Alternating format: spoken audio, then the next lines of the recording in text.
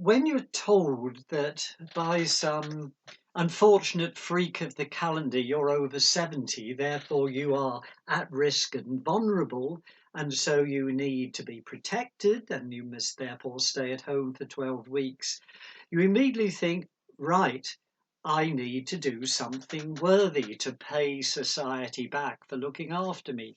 So, this is my something worthy. It's called my magnum opus while vulnerable and at risk.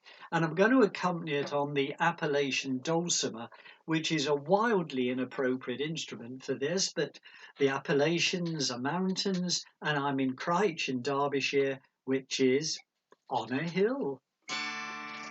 What did you do in lockdown, grandpa, while the world fell to its knees? And you in that bubble up on the hill with buds opening in the trees? What about those things you said you'd do if you did have the time? Did you do anything in lockdown, grandpa, apart from scribble and rhyme?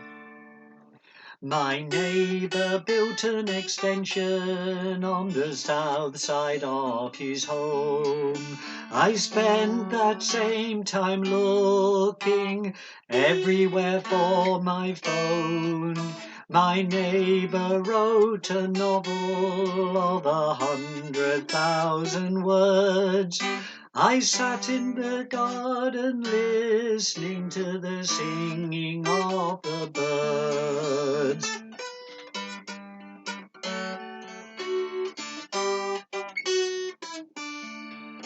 My neighbour spent a morning writing a 5-act play.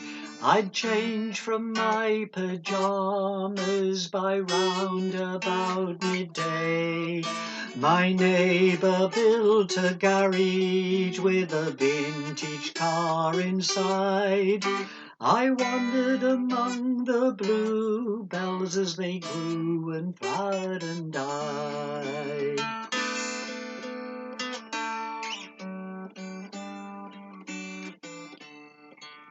My neighbour washed his car each day and made it gleam and shine. I sat and drank a coffee and thought about washing mine.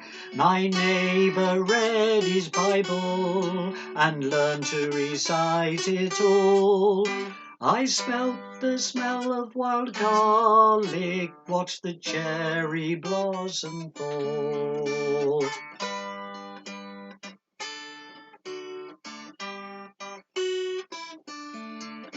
My neighbour fetched a ladder and painted his front room, while I played hangman with the kids and Pictionary on Zoom. My neighbour landscaped his garden and pulled out every weed. I marvelled how my roses grew and scattered wildflower seed.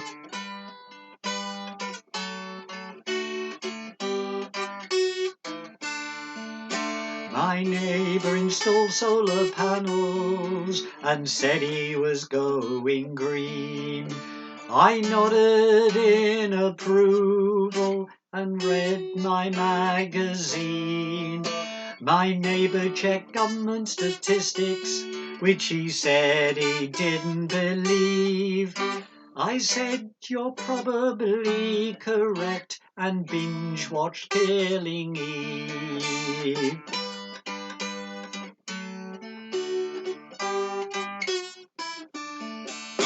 My neighbour proudly showed me the summer house he had built, and we poured ourselves a beer and felt helplessness and guilt.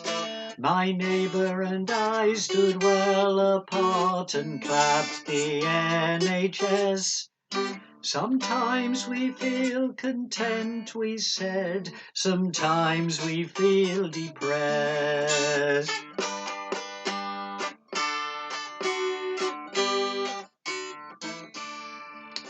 From in our sunlit bubble floating on this hill.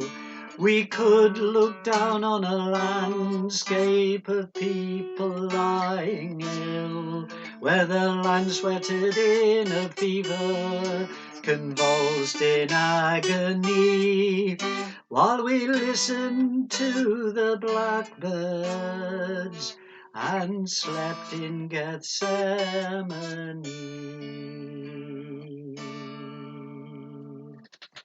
Magnum opus, while vulnerable and at risk.